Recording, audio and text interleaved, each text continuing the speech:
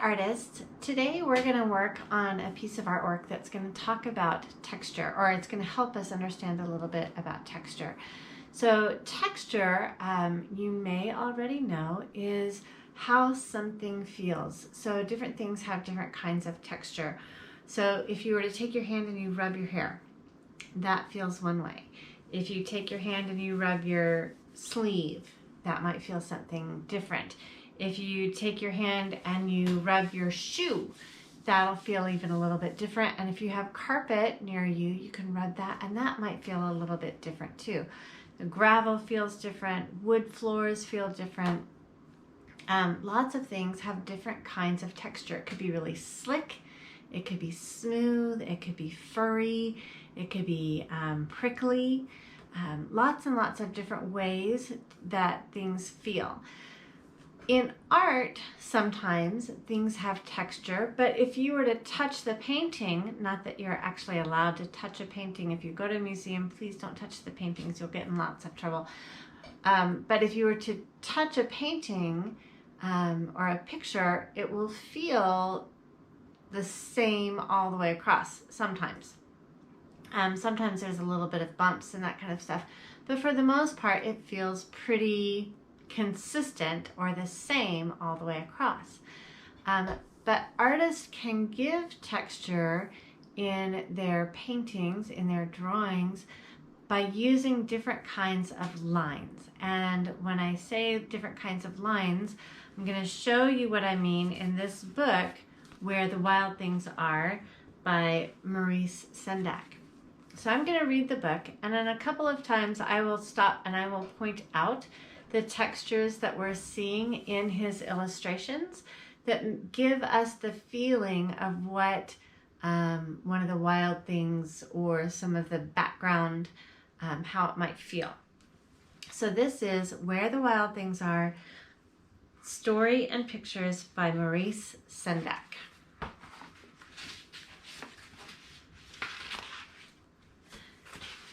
The night Max wore his wolf suit and made mischief of one kind and another.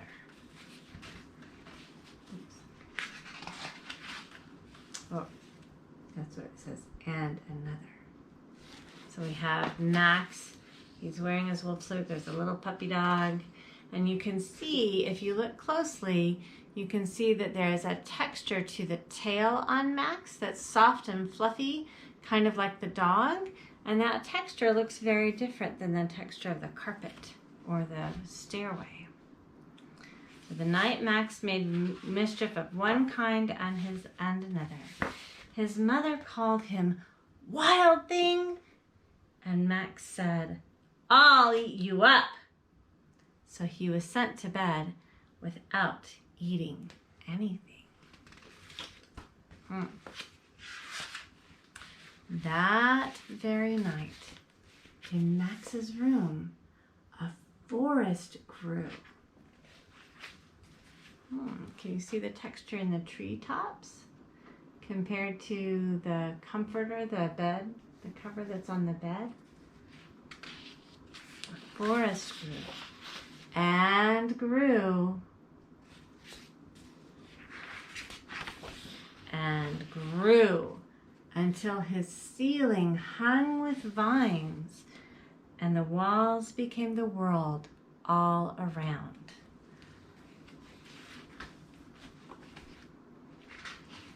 And an ocean tumbled by with a private boat for Max, and he sailed off through night and day.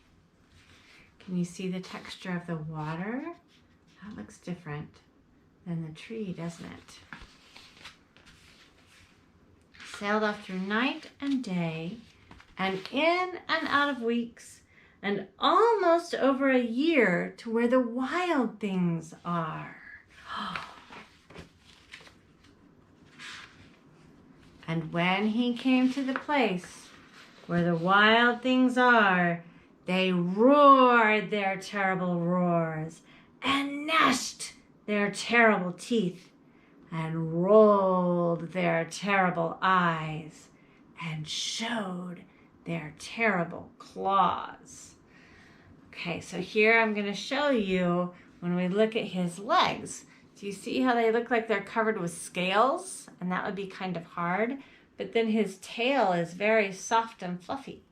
And then he's got kind of a scruffy, scratchy beard. And look at how sharp his teeth are, and his horns, and his claws. Till Max said, "Be still," and tamed them with the magic trick of staring into all their yellow eyes without blinking once. And they were frightened and called him the most wild thing of all, and made him king of all wild things. "And now," cried Max, "let the wild rumpus start." Okay, so we're going to look again. So we've got some toes down here. They're kind of soft and rounded. And then we have some feet kind of like chicken feet. And they're a little sharper and pointier. Look at those claws. Those are super sharp, right? We have the beak, but then we also have a softer, rounder nose. We have a horn here. So lots of things on these wild things. They're going to start their rumpus. Rumpus, rumpus, rumpus, rumpus, rumpus, rumpus, rumpus, rumpus. Look at all those wild things doing all kinds of crazy rumpus things. "Now stop," Max said, and sent the wild things off to bed without their supper. And Max, the king of all wild things, was lonely and wanted to be where someone loved him best of all. Then, all around, from far across the world, he smelled good things to eat. So he gave up being king of where the wild things are.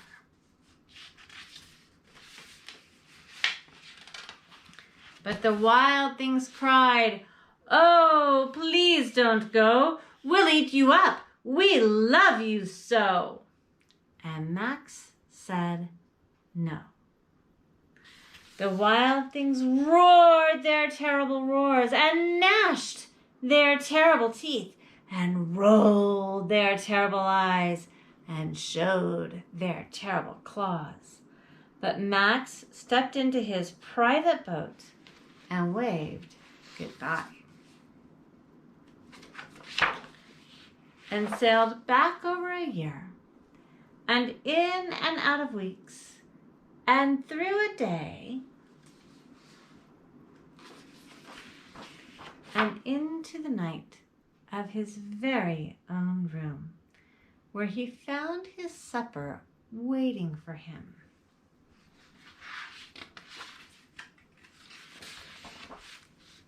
And it was still hot. All right, so when we looked at this book, when we looked at the pictures that go along with this terrific story, there's so much texture that our artist has given us. And when I put my finger across the page, nothing feels any different. Those sharp teeth don't feel any different than that soft fur. And those pudgy toes don't feel any different than the chicken feet. But he's given us texture with how he has drawn it. So we today are going to make a texture monster. And I will walk you through all the steps of that, and we'll have lots of fun creating our texture monster using pencils and pens and markers and just regular old paper. All right, let's have fun. Okay, before we get into drawing our big monster, I'm going to show you some kind of different monster shapes. in Where the Wild Things Are. He had lots and lots of different shape monster, mostly heads. They pretty much all had the same body shape, but they all have different kinds of feet. They have different kinds of heads. So I'm going to show you a few things that you could do. I'm going to draw a little bit small here on my paper, and then you'll see the final project. We'll do that all together. But I could have a monster, and he could be kind of a wide shape. I usually give them kind of a soft body shape, not anything super specific. Okay, so this one he's a wide shaped body like that. He's got arms coming off. I could give him some horns on his head if I want to. I can give him a couple of eyes, right? I could give him 3 eyes if I want to. I could give him ears. Okay, and then as down here, I'm going to give him kind of a hand sort of shape. Okay. I could do a long, skinny body. It's not super skinny, but again, feet. And you could give him 3 feet. You could give him 4. You could give him 6 legs. You know, it could be whatever you want it to be. This one I'll give 2 eyes.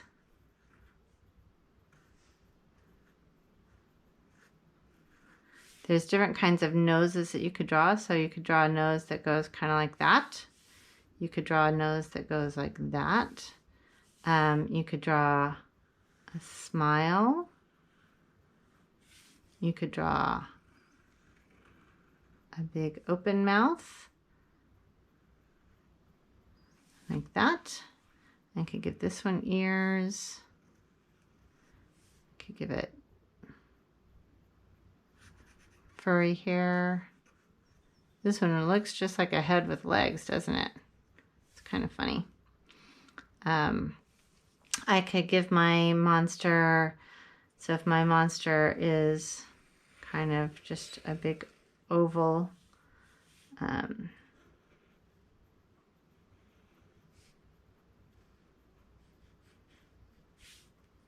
here's its arms. And he's got some kind of spiky arms coming off. He could have duck feet.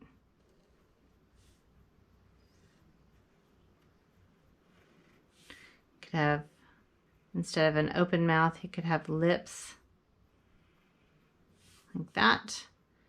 Could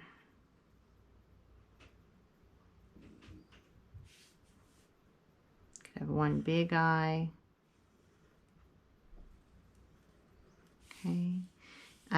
We could turn, maybe we could turn that into kind of a beak by putting a little triangle over here on the side of it, right? So there's lots and lots and lots of different ways that you're going to be able to make your monster. You can do whatever shape you want. This is the one that is in the final video that I'm going to show you how to draw, but I don't want you to feel like you have to draw this particular shape. I'm going to talk to you about how to get some of this texture in there. Okay, and then you're going to draw your own shape monster, whatever you want it to be. You're going to add in as many textures as you like, and you're going to color it. So as you go through, I want you to think about, as we go through the process of this video, showing you how to do this, I want you to think about what you like. What shape would be fun for you to make? How many eyes do you want? What kind of nose? What kind of mouth? What kind of feet are good for you to do? And then you get to create your own texture monster. We were talking about texture, and we were talking about how some things might look really kind of soft and fluffy, like some of the fur or the hair on our wild things. But then other things looked really hard and scaly, like the claws or the scales on the legs, you know, the sharp, sharp teeth. Different things have different textures. And I'm going to show you, this is actually, I just came across this. This is in the art room. This is a sample of what I did for in the art room to have a texture wall. And if you look, you can, I know it's really hard to see some of it, but you can see that I have some lines in here, and this was helping me figure out different textures.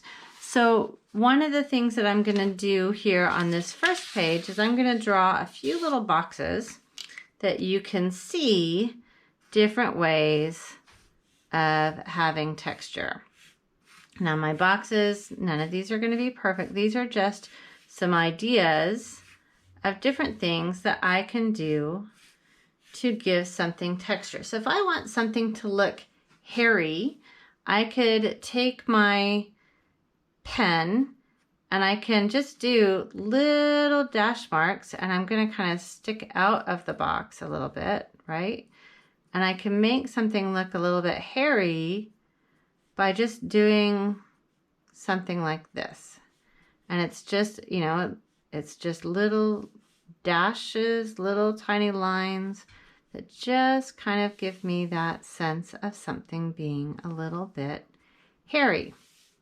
If I wanted to do something that looked like it was scaly, I might do a little set of kind of wave lines like this. And then on my next set, I'm going to come down below it and I'm going to do another set of wave lines, but I have to think about coming up in between, right? So each one connects up in the rounded part.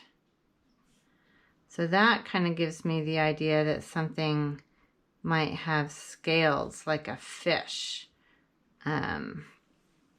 or the scales on a bird's talons or something like that. So this one it takes a little bit of concentration, right?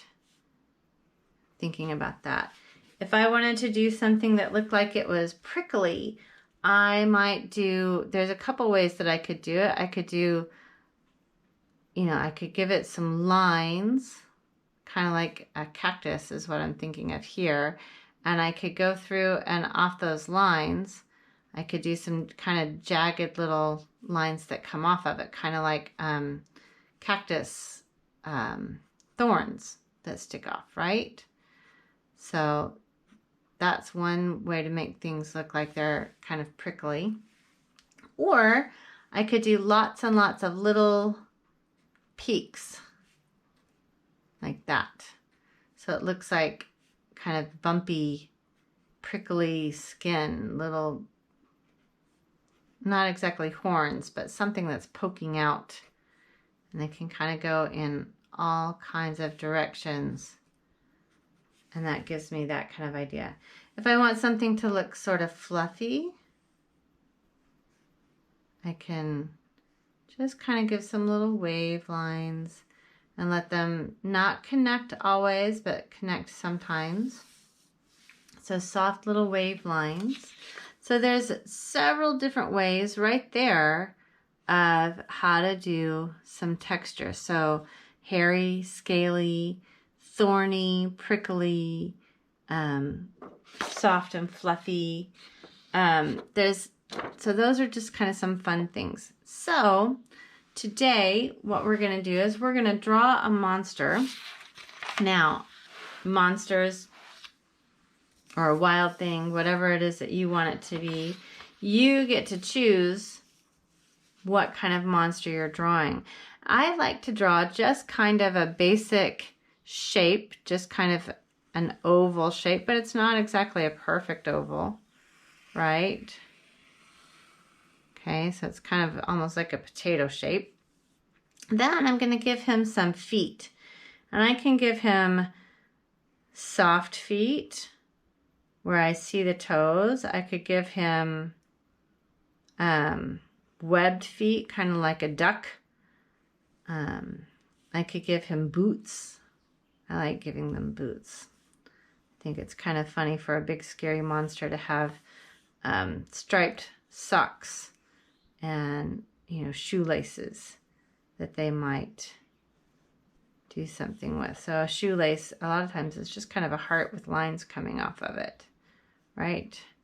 Kind of looks like it's been laced, and then maybe there's some X's here. And that gives a pretty good little shoelace, right? A little tied up shoe. So here's his little stripy socks that are coming up out of his little boot or shoe. And I'll think about how I'm going to color those later. Then I'm going to give him some arms.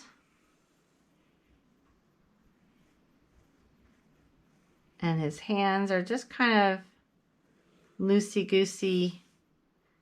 I'm not trying to draw anything that looks realistic. This is my Wild Thing monster crazy thing. I could give him one eye, right? He could have just one big eye. He could have 3 eyes. He could have 2 eyes like you and me. I could give it eyelashes. Okay, so there's some big eyelashes. I could give it a big furry eyebrow. And to do that furry eyebrow, you can see I'm not making any shape. I'm just doing lots of lines coming across the top.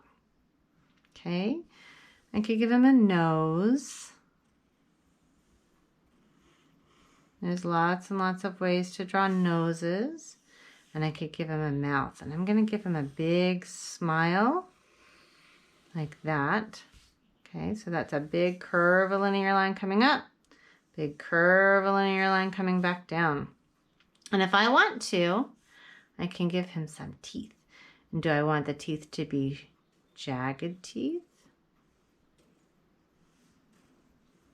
Mine's a pretty happy monster, but the jagged teeth make it kind of monstery over the soft square teeth. Okay, if I want it to have hair on top of its head, it's probably got some kind of crazy hair. Okay, so there's my basic monster. Now I want to think about the textures. So I've got my prickly texture, I've got my thorny texture, I've got my hairy texture, I've got my scaly texture. So maybe on the arms, I choose to do the scaly kind of texture. And you can see the scales aren't perfect, right? That's okay. And does it have to be all scales? No. Do you have to do exactly what I'm doing? No. This is an idea that I'm taking from the book and making it my own. And that's what I want you to do too. I want you to take an idea that you've seen, and what can you do to make it be your own piece of artwork. So I'm getting those scales in. And I'm not going to make the whole arm be scaly, just the upper part. Okay. And then I think I'm going to make the lower part be kind of prickly. So I'm going to do some little V's. See how those little V's, and they kind of stick off in some spots. And they kind of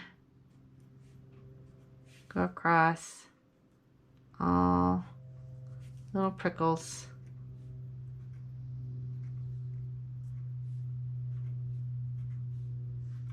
Like that. Okay, and then, so I made kind of that long furry eyebrow. Maybe on the chin, it's kind of hairy.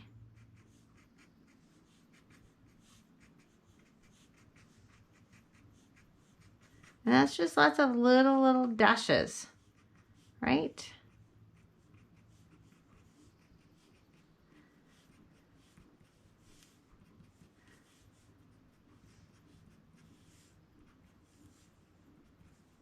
Okay, and then I think that might be pretty good. I don't know that I necessarily need any more. Maybe I'm going to give the nose a great big bump on it. Like that. So it's kind of got a double nose, right? Kind of a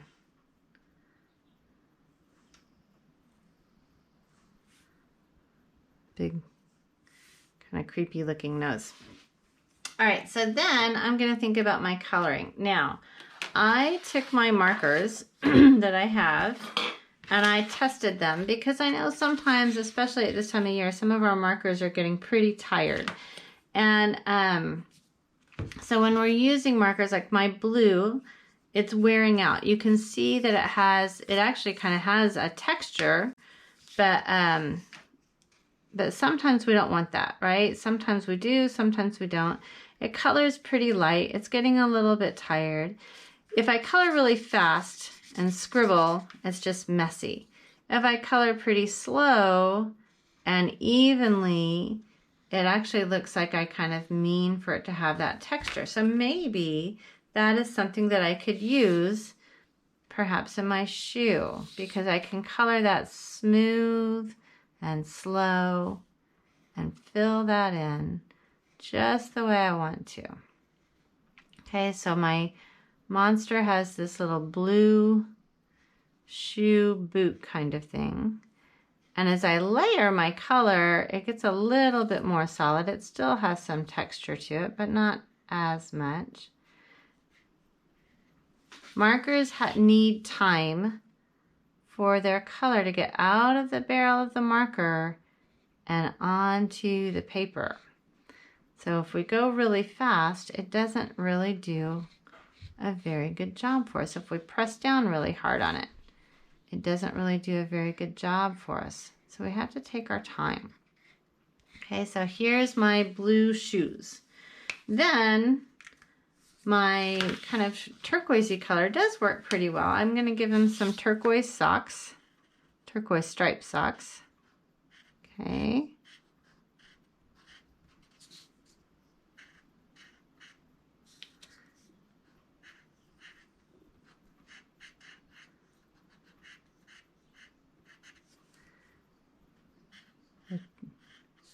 They're just going to be turquoise and white. And then I can think about how I'm going to color in more of my monster. As I'm coloring, I do want to color smooth and slow. The smoother and slower I color, the better my color looks. So I like to kind of outline my area. Because although I want my texture of my prickles and my furriness and that kind of stuff to bump out, I may not want that to happen with my color. I want to think about keeping my color smooth and even. So that means I kind of give myself a little bit of a border. So her body is going to be green, okay? And then I'll think about other colors for other parts of my monster. So I'm going to go through, you could do a rainbow monster if you wanted to. That is totally up to you. Okay, so then I'm going to go through and I'm going to color smooth, even. And I've given myself that border so that helps me see where I'm going to need to stop so that I don't bump over into a different area. Okay. Do you have to do yours in green? No. Do you have to do yours one solid color? No. You could have a rainbow monster. You could have a monster with some pattern. You can have a monster kind of be whatever you want it to be. So again, I'm going to go around his or her crazy nose shape so that I'm giving myself that border again. Because I'm getting close to the nose. I should do that around the eye. Right? Maybe the nose will be green. We'll see. I don't know. Sometimes I have to wait until the nose tells me what it's going to do. Okay. My eyebrow, I will just leave that as it is. My mouth, I'm going to go around the mouth. Like that. Again, just giving myself that border. If you don't want to have a big open mouth, you could just draw lips. Okay, there's lots and lots of different ways that you can make your monster. So I'm going to speed up my coloring here so that you guys don't have to sit and watch me color. But as you're coloring, hopefully you're trying to think about how to neatly color, cleanly color your different areas of your texture monster. Thinking about color changes, where they would happen, what you would like to do. Um, as I have said, you don't have to have yours be a solid color. Mine, I made the main part of the body a solid green, but then on these arms, I'm going to change it out. I'm going to have the scales be a light pink, and I'm going to have the prickly part and the hands be kind of a purpley kind of color. You can change colors as you go along. Just make sure that you're always doing your best coloring. Even though it's kind of a crazy looking creature, you're thinking about how to do your best. So each step that you do, take your time, do it smoothly and evenly, filling in to the best of your ability to make it look as real as it can be, even though it looks very silly and made up. Silly doesn't necessarily mean messy. Messy and silly are two very, very different things. Go through and think about all the different areas that you want to color in. Change colors as often as you like. Just make sure you cap your markers really nice and tight so that they don't get dried out. And then give your monster some texture, even just the lines that you're using. When you go through and you outline and then you fill it in, the lines of where the markers overlap gives it another kind of texture. So we're thinking about that all the way through. You can see here I have the line of my monster's head going through the hair, and I'll show you in a minute how you can change that. If you drew it in pencil first, you can always erase before you use the marker, but you're not going to be able to erase after you use the marker. So thinking about how you're going to use the things that you have. You've got lines there. If it was a mistake, what can you do to make it look like it was on purpose? So I'm going to show you how to do that here in a second. With the eye, we didn't draw in the pupil, but once you're all done, you can use your black on top of that whatever color, and you can give it a pupil. Yours does not need, it kind of looks like a pickle, doesn't it? It looks like a hairy, weird, creepy pickle. But you get to choose what your monster shape is. You get to choose what kind of texture you want to use in different places. The hair, I can always go back in on top of something if I'm using a pen like this, and I can, so that line that I had in the beginning, I can turn that into the base of a kind of a funny texture in the hair, kind of like one of those spiky headbands almost, right? Okay, and then I could also have it go down below so that it kind of looks like a feather now. And you can see I'm just doing some little scratchy lines that are coming off of that line that I had drawn for the base shape of my head, of my monster's body. And then I could go in and do this on top. That's the kind of nice thing about the Sharpie pens or the markers, the permanent ones. You can use them in on top of your Crayola marker, or you can't really use them too easily on top of crayon. It's a little harder.